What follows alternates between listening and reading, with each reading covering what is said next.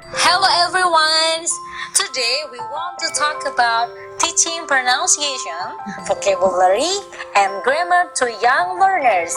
And my name is Eno, and my partner name is Isma.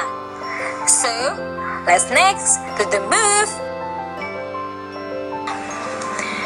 Okay guys, in this section, we will learn about scope of pronunciation, techniques and activities, learning English vocabulary, vocabulary teaching and learning process, and learning English grammar. Okay, now let's move to the first section. The scope of pronunciation will explain by Eno. Okay guys, in the scope of pronunciation, divided into 4 parts. The first part is individual sound. The second part is sound in connected speech. And the third part is stress and rhythm. And the last is intonations. And the individual sounds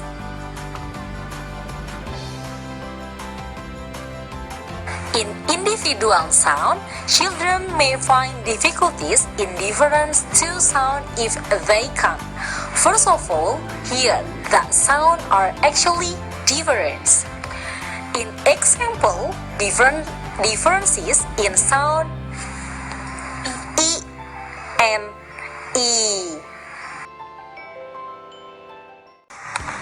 The second scope of pronunciation is sounds in connected speech. One of the pronunciation features present in English is linking where the certain sounds are run on together to avoid a jerky or staccato effect. For example, cut off the bottom. Here, we see how words ending in a consonant sounds link up with the next word if this begins with a vowel sound. Like the example, cut off the bottom and put in the pot. Linking the words in this way helps to keep the smooth flow of English. And the next is stress and rhythm. Words which tend to be stressed are important content, words which give the main part of a message. Here's ways in demonstrating stress and rhythm. Ask the children to clap to the strong beats while adding more and more syllables between the claps. And here the example. Let's listen. 1, 2, 3, 4. 1 and 2 and 3 and 4. 1 and 2 and 3 and 4. 1 and then 2 and then 3 and then 4. The words which are not strongly stressed are usually said rather quickly or lazily to fit them in.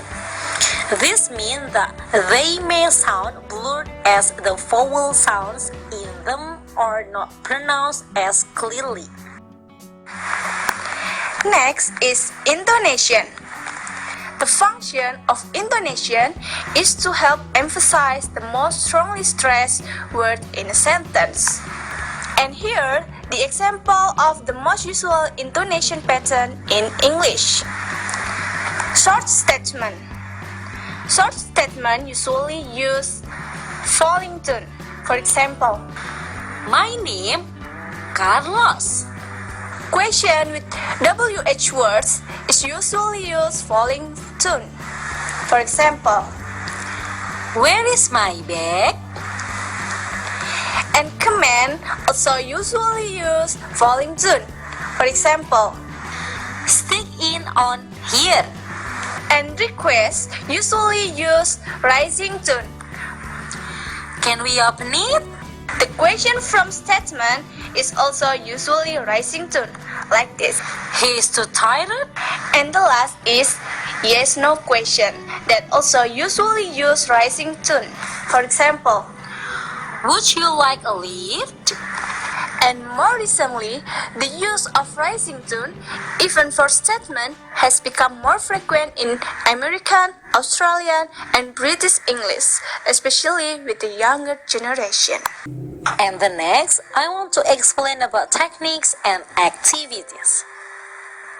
Exercise using minimal pairs have been very popular in the past. However, you will find that for young children, long stretches of decontextualized practice like this is boring and demotivating. They are useful for raising awareness of sound or for remedial work, but need to be converted into more game-like activities to provide interest and avoid meaningless repetition. Okay guys, the next section is learning English vocabulary. According to Atchison in 1987, there are 3 vocabulary learning texts. The first is labeling, second is packaging, and the third is network building. In labeling text, children must discover that sequences of sounds can be used as names for things, for example, a ball or a biscuit. In the packaging text, children must find out which thing can be packaged together under one label. And in the network building text, children must work out how words relate to one another. Well, next is vocabulary teaching and learning process. Here, there are 5 stages in vocabulary teaching and learning process. The first stage is understanding and learning the meaning of new words. The second stage is attending to form. And the third stage is vocabulary practicing, memorizing, checking activities. And the fourth stage is consolidating, recycling, extending, organizing, recording, and personalizing vocabulary. And the last stage is developing strategies for vocabulary learning. And the first stage is understanding and learning the meaning of new words. Some techniques to introduce new vocabulary and convey meaning are by demonstration. Use objects, using drawing, using illustration, using actions, mime, expression and gesture, using pointing, touching, tasting, feeling, smelling, and using technology. The second stage is attending to form. This can involve depending on the age and level of your pupils. All or some of the following. First, listening and repeating. Second, listening for specific phonological information. Third, look at or observing the written form. Fourth, noticing grammatical information. And fifth, copying and organizing. And the third stage, vocabulary practicing, memorizing, checking activities. This involves children in activities requiring them to do things with the word in order to make strong memory connections by learning words in group as sound below. First, classifying or sorting. Second, giving instruction. Third, teacher's dictation. Fourth, word missing. 5. Kim's scheme, that is, play the same way as above, but objects are used and displayed on a tray or a table. 6. Word searches. Children enjoy searching for English spelling pattern, and if the words are all of one category, it can reinforce categorizing skill. 7. Sequencing. And the last, labeling. The fourth stage, consolidating, recycling, extending, organizing, recording, and personalizing vocabulary. Children often seem to learn new words relatively quickly, but in order for these words to enter their long-term memory, they need to practice regularly, consolidate, and recycle words in the different contexts. And the last stage is developing strategies for vocabulary learning. Children need to become aware of and develop strategies for vocabulary learning so they can understand and memorize words more effectively, discover patterns with words, and know how to make informed guesses about the meaning of partially understood or unknown words. The last discussion of this section is talking about learning English grammar. Before looking at the ways we can teach grammar, it is useful to consider what grammar to teach.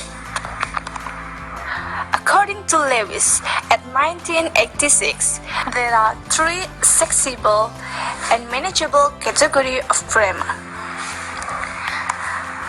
First category is facts. Fact. There are non-generative and cannot be applied generally. For example, the plural of food is feet and not foods. Once pupils are aware of this category, they can be encouraged to simply accept the fact for what they are and learn them. The second category is pattern. This category can be dealt with fruitfully in the classroom by helping children look for pattern. Once pattern has been noted, children can generate new language. For example, my favorite color is blah blah blah, and etc. This can be confidence boosting and motivating.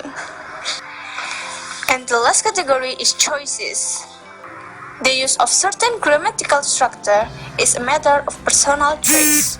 For example, I've played tennis since I was 8, or I've been playing tennis since I was 8. Pupils will need a lot of time and exposure to language before they develop a deep understanding of the relationship between grammar and meaning and its subtle distinction. This category of grammar will concern our pupils in more formal learning of English at secondary school. Okay guys, that's all about the explanation about teaching pronunciation, vocabulary, and grammar to young learners. See you in the next video and bye bye!